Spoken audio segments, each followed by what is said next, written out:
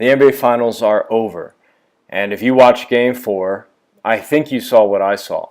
You saw what most commentators saw. You saw a team in the Cavaliers that were not ready to play. Now, true, they were overmatched.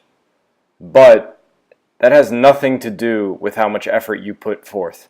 It has nothing to do with how you carry yourself. It has nothing to do with your body language. It should have nothing to do with what you're thinking.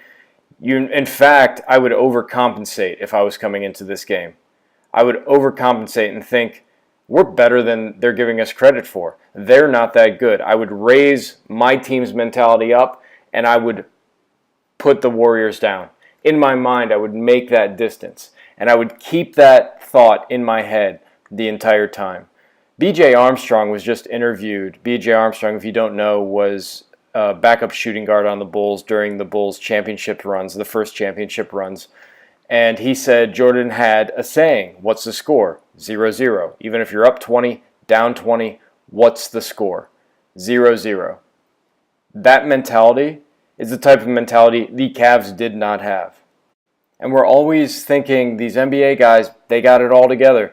No, they don't. They can easily get into the same type of mental, psychological problems that you're having. Even the greats can have a game where they're not mentally with it. And you saw that with the Cavs. You saw guys who absolutely lost belief in themselves. And what do we mean when we say they lost belief? It means that their internal feelings, their internal visions, and their internal words have changed. In general, I'm not being specific here because every player would probably have unique individual thoughts, but in a nutshell, they went from, I can do this, I'm good, to, I can't do this, I suck. And you could see that. They didn't have that body language that says, give me the ball, I can make the shot. They were doubting as they were shooting. They were doubting as they were dribbling. There was no expectation that they were going to have success. And worse, there was zero expectation that they were going to win this game. And even worse than that, there was zero expectation that they even had a chance to win this game. So you see in NBA players, guys who absolutely lost their confidence. George Hill looked like he was incredibly tentative. He was missing layups, jump shots. Kyle Korver couldn't find a rhythm. Rodney Hood couldn't really find a rhythm. They basically looked like a junior high team at times. Very tentative. It was like the first time they ever played the game. And the truth is, when you're playing bad, when you get into a game and you're not playing well, doesn't basketball feel sort of like the first time you went out there and you're not sure what to do? You're second guessing yourself. Your mind is overactive, meaning that what you usually do without thinking suddenly entails a lot of thinking. You're overanalyzing, you're consciously overanalyzing patterns on the floor. Most importantly, you're trying not to make a mistake. And when you try not to make mistakes, ironically, it's very likely you're going to make mistakes. That's why I have a problem with certain coaches who harp on mistakes. It's very hard to play if you're worried about getting yelled at or benched for a minor mistake or a minor mess up on defense. If it's a consistent problem, that's different. But coaches who yank people for one mistake, in my mind, are doing more harm than good. That is not the way you create a great, confident basketball player at all. But it's even worse, that's the phrase for today, even worse, when players do it to themselves. So if you have a coach who's been kind of an a-hole to you, who gives you a lot of crap for minor mistakes, you might be doing it to yourself. You might be that bad coach in your own head. Everybody has a cheerleader and a good coach and a bad coach in their head. The cheerleader is the part of you that just builds yourself up no matter what you do. I can do it, I can do it, I can do it. You have a good coach who gives you the straight juice. They say, you did good here, and we need to work on that. They don't go into good and bad. It's more, you did really good here, and here's what we need to work on. So it's good versus work on. And then you have the bad coach in your head. And the bad coach in your head, every time you make a mistake, thinks, well, that's the beginning of the end. You just missed 3 shots in a row. This game's going to be a disaster. And I would bench you if I could. So you want to make sure that the cheerleader and the good coach get most of the mental time in your head. Almost all of it. In fact, all of it. You don't really need the bad coach. Again, we're talking about the bad coach in your own head. And you could see it in the Cavs players. The bad coach was running them. It was running their psychology. It was running their bodies. It seemed like they lost coordination. The baseball player Yogi Berra, and I've used this before, once said, he was an old timer if you guys don't know him, he said, you can't think and hit a baseball at the same time. Well, you can't think and play basketball at the same time. And the reason you can't think and play basketball at the same time is because shooting a basketball is basically an unconscious act. Here's what really ends up happening when you're overthinking. You're actually overfeeling a lot of the times. So you're in your physicality. You're feeling how the ball's coming off your fingertips. You're feeling how, if you're on balance, if your head's moving, if your guide hand is getting in the way when you're shooting.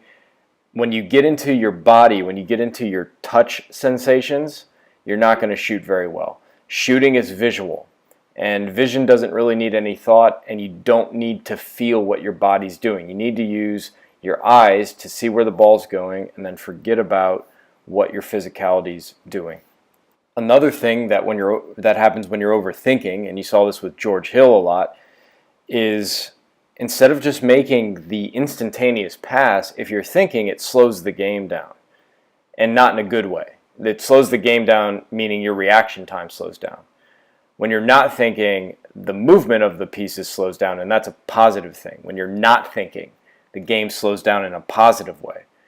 When you're overthinking, the game slows down in a negative way. You're hesitant. You're consciously trying to decide if that's a good pass or not. When you're in the zone, when you're in the flow of the game, your mind, your subconscious mind, instantaneously recognizes how far away the defender is and if that pass can be made.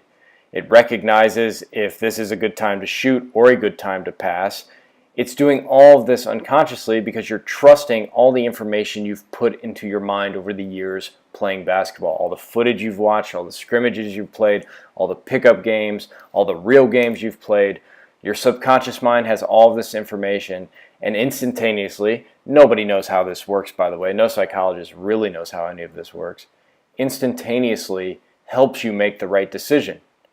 Well, those messages from the subconscious can't start flowing into your body and into your game if the conscious mind doesn't turn off or at least quiet down a whole lot. It's like putting a lid on the subconscious mind and blocking all of the potential to play the game very well. It just blocks it. It shuts it off. Overthinking shuts it off. And just to end here, we want to watch some of LeBron's body language. It's not the best. And this is from Game 4. I'd rather see this than what he did at the end of Game 1, where it was sort of, I quit, this game's over.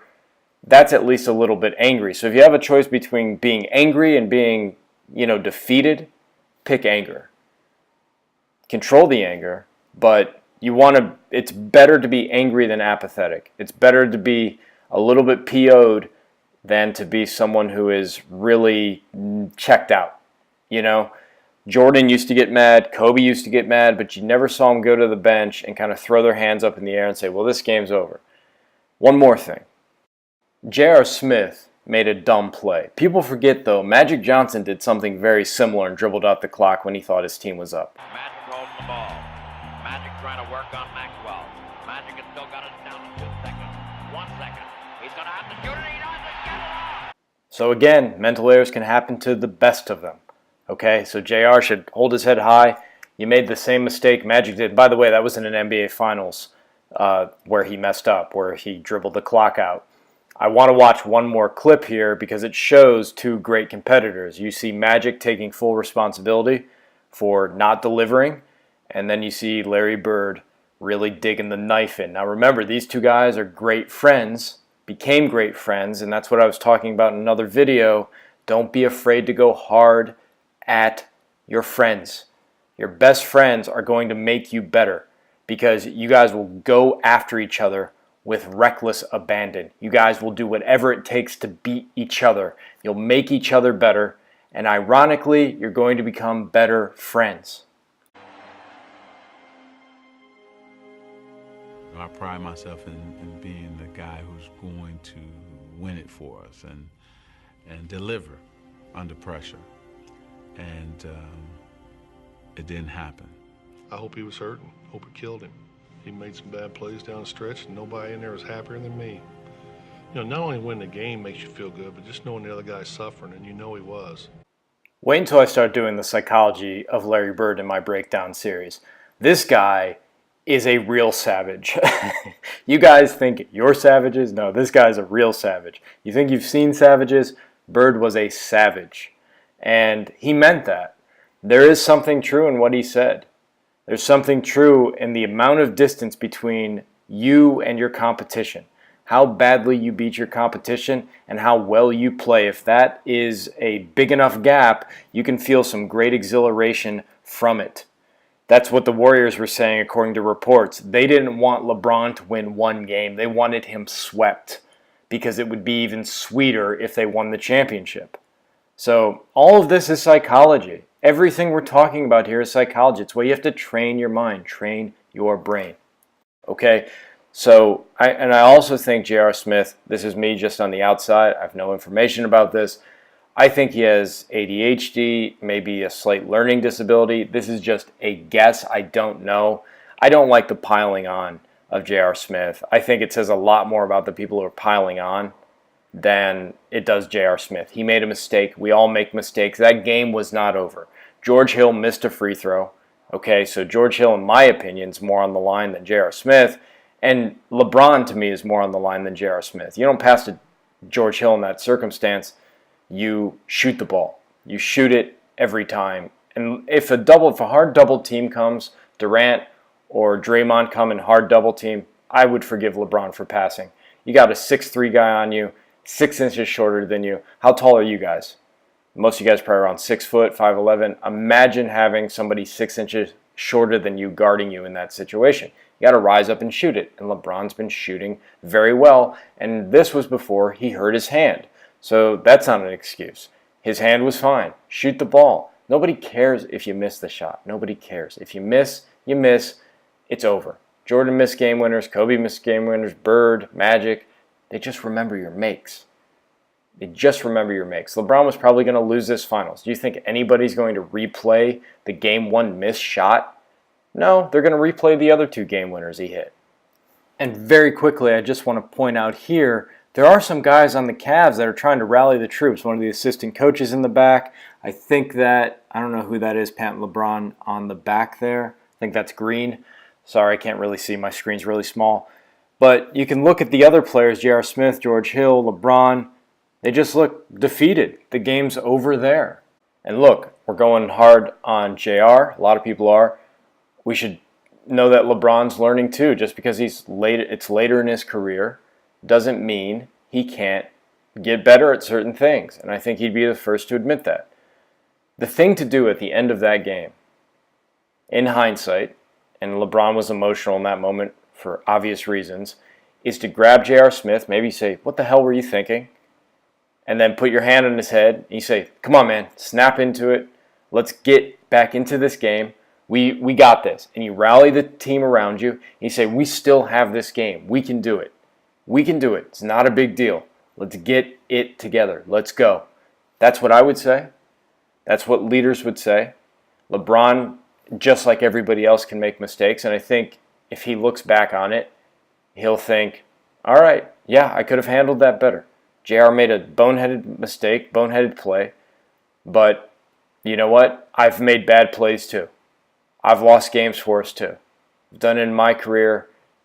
Nobody's perfect. I should have rallied the troops. So overall, the body language is bad for the Cavs. You can see that confidence and thinking and emotions are a problem even at the NBA level. So don't feel bad if you're going through it. And make sure that the good coach and your inner cheerleader, the inner good coach and your inner cheerleader mostly dominate as much as is humanly possible the mental chatter in your head. Build yourself up, find out what you need to work on, and then let the cheerleader really build yourself up. When you have a good game, go crazy, celebrate it, and then get back in the gym and get to work. This is Dylan from Basketball Brain. Please check out the full program at BasketballBrain.com. They start at $5, and then we have an annual membership that's $27 a year, where I do a lot of audios that are just available there. So you can't get the audios anywhere else unless you have the $27 per year membership.